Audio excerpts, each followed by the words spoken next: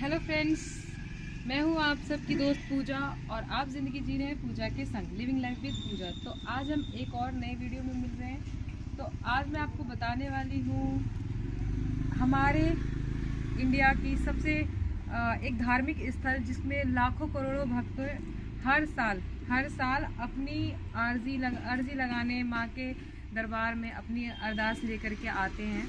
और वो है वैष्णो देवी की आज हम कथा इतिहास के बारे में भी जानेंगे और उसकी यात्रा पे भी हम आपको लेके चलते हैं।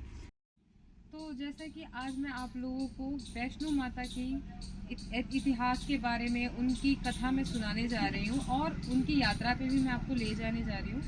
तो वैष्णो माँ की कथा थोड़ी सी लंबी है क्योंकि पौराणिक हिसाब से इसकी दो कथाएं हैं। मैं दोनों आपको सुनाने वाली हूँ। तो हम माँ के दरबार में तो हैं, लेकिन माँ के चरणों में बैठ के आपकी कथा माँ की ही कथा हम माँ के चरणों में बैठ के सुनाते हैं। तो आइए मेरे साथ माँ के चरणों में बैठ के माँ वैष्णो देवी की कथा सुनते हैं। तो पौराणिक मान्यताओं के हिसाब से जो माँ वैष्णो देवी थी, ये माँ काली, माँ लक्ष्मी और माँ सरस्वती की स्वरूप से उत्पन्न हुई थी।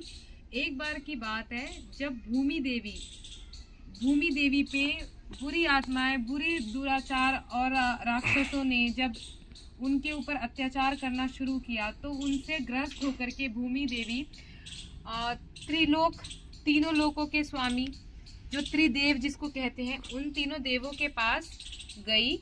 ब्रह्मदेव, विष्णुदेव और महादेव, इन तीनों के पास अपनी प्रॉब्लम्स को लेकर के, अपनी समस्याओं को लेकर के उनके पास गई और अपनी रक्षा के लिए उनसे गुहार किया। तो आश्चर्य की बात है कि उन त्रिदेवों के पास भी उनकी सहायता के लिए, उनकी रक्षा के लिए कोई उपाय नहीं मिल रहा था। जब भूमि देवी अपनी समस्याओं को, अपनी रक्षा के लिए त्रिदेवों के पास गई, तो आश्चर्य की बात है कि त्रिदेव भी उनकी सहायता करने के लिए असमर्थ थे। तब उनकी जो देव पत्नियां हैं, माँ महासरस्वती, माँ महाकाली और माँ महालक्ष्मी, इन तीनों ने इसका एक उपाय निकाला और इन तीनों के स्वरूप से एक ज्योति रूप प्रकट हुआ जिसे माँ वैष्णो देवी कहा जाता है और उसका नाम त्रिकुटा रखा गया। और त्रिकुटा ने तब उस समय तीनों महाशक्तियों की शक्तियां हासिल करके और उन सभी राक्षसों का वध किया। उसके बाद उन्होंने विष्णु भगवान को अपनी पत्नी बनने का के लिए आग्रह किया। तो विष्णु भगवान ने कहा कि अभी तुम्हें बहुत सारे कार्य करने हैं, तुम इस समय मेरे भक्त राजा रत्नाकर के यहाँ पे पुत्री रूप में जन्म लो, जो कि दक्षिण में स्थित है।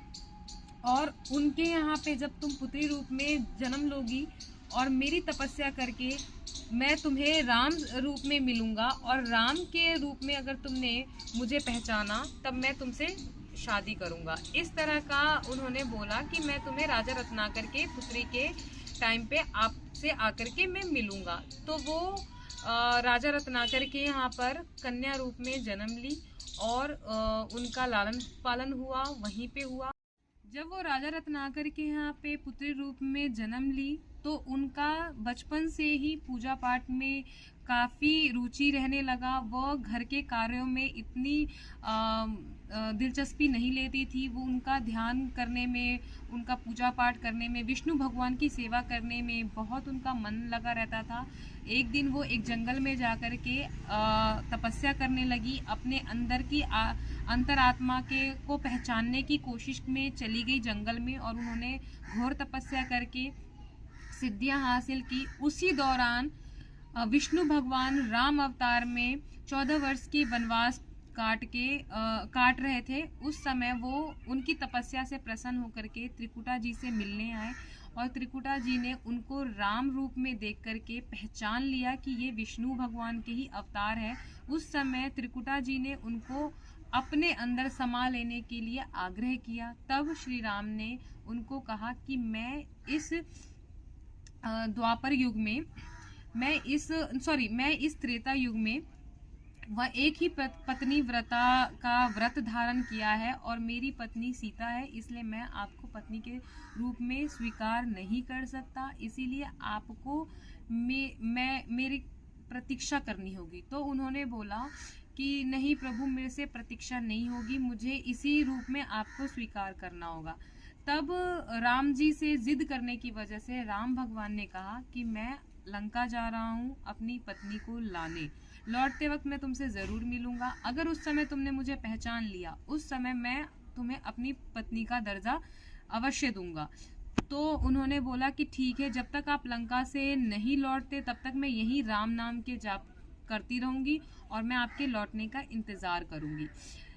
इस दौरान राम जी लंका गए, वहाँ से उन्होंने सीता माता को रावण के यहाँ से छुड़ा करके लेके आए और जब लौट रहे थे तो वो देवी त्रिपुरा से मिलने के लिए जंगल गए। वो ऋषि की वेशभूषा में बना के वहाँ पर त्रिकुटा जी से मिलने गए, तब देवी त्रिकुटा उन्हें पहचान नहीं पाई और राम ने बोला कि मैं मुक्त हूँ देवी, आप मुझे पहचान नहीं पाई, इसलिए मैं आपको पत्नी का दर्जा नहीं दे सकता। उस दौरान देवी त्रिकुटा ने कहा कि नहीं प्रभु, मैं आपको ही पति रूप में पाना चाहती हूँ। तब राम ने बोला कि त्रेता युग में तो ये संभव नहीं है, क्योंकि मैंने एक पतिव्रता का व्रत धारण किया है, आपको मेरा युगों युगों तक इंतज़ार करना होगा, प्रतीक्षा करना होगा और मैं कलयुग में आपसे कल की अवतार लेकर के मिलूंगा और उस समय मैं आपको अपनी पत्नी का दर्जा देकर अपने में समा लूंगा। तब माँ त्रिकुटा ने कहा कि मुझे युगों युगों तक आपकी प्रतीक्षा करनी होगी। तो राम जी ने कहा कि आप युगों युगों तक सिर्फ प्रतीक्षा नहीं करोगी, आप त्रिकूट पर्वत पे जहाँ देवी काली, देवी लक्ष्मी और देवी सरस्वती विराजमान है, वहाँ जाकर के आप उनके साथ अपना आसन लगाइए। भगवान राम के कहने पर जब भगवान राम ने कहा कि आप त्रिकूट पर्वत पे देवी काली, देवी सरस्वती और देवी महालक्ष्मी के साथ आप विराजमान होकर के वैष्णव धर्म का पालन करिए और वैष्णव धर्म को पूरे देश विदेश और पूरे धरती पर प्रचार करिए।